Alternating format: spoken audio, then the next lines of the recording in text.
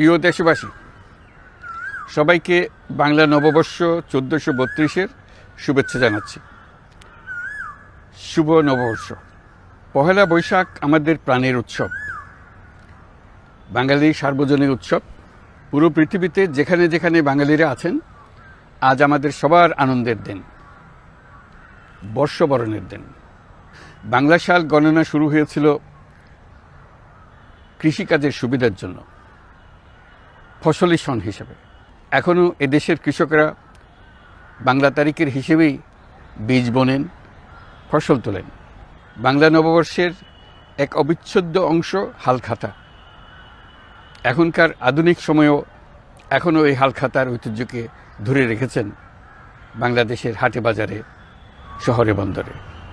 নববর্ষের বৈশাখী মেলায় বাংলাদেশের জেলায় জেলায় উদ্যোক্তারা সারা দেশে ঐতিহ্যবাহী শীতল পাটি, মাটির হাঁড়ি পাতিল, খেলনা, হাত পাখা ইত্যাদি তৈরি করে নিজেদের সৃজনশীলতাকে তুলে ধরেন এই দিনকে উপলক্ষ করে।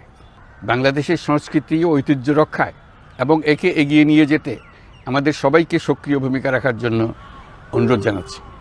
আমাদের এইসব ঐতিহ্য যেন আমাদের নিজেদের মধ্যে সীমাবদ্ধ না থাকে, আমাদের সংস্কৃতি যেন আমরা ছড়িয়ে দিতে পারি বিশ্বের দরবারে।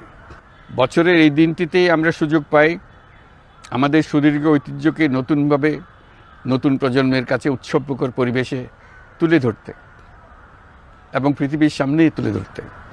পাহাড় ও সমতলের বিভিন্ন জাতিগোষ্ঠীও চৈত্র সংক্রান্তি ও নববর্ষে এবার বড় পরিসরে উৎসব উদযাপন করছে। পহেলা বৈশাখ সম্প্রীতির দিন, মহামিলনের দিন, আজ সবাইকে আপন করে নেওয়ার দিন।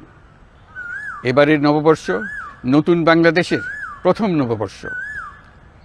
আসুন আমরা বিগত বছরগুলোর গ্লানি, দুঃখ, বেদনা, অসুন্দর ও অশুভকে ভুলে গিয়ে নতুন প্রত্যয়ে, নতুন উদ্যমে সামনের দিকে এগিয়ে চলুন নতুন বাংলাদেশ গড়ে তুলি।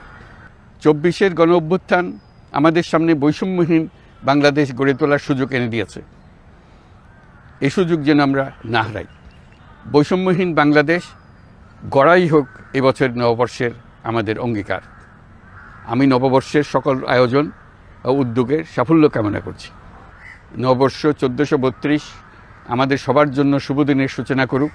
নববর্ষ আমাদের সকলের জন্য নতুন ও গভীর আনন্দের উন্মোচন করুক, এই কামনা করছি। সবাইকে আবারও আমার নববর্ষের শুভেচ্ছা ও সালাম জানাচ্ছি। আসসালামু আলাইকুম। মহান আল্লাহ আমাদের সহায় হন। আল্লাহ হাফিজ।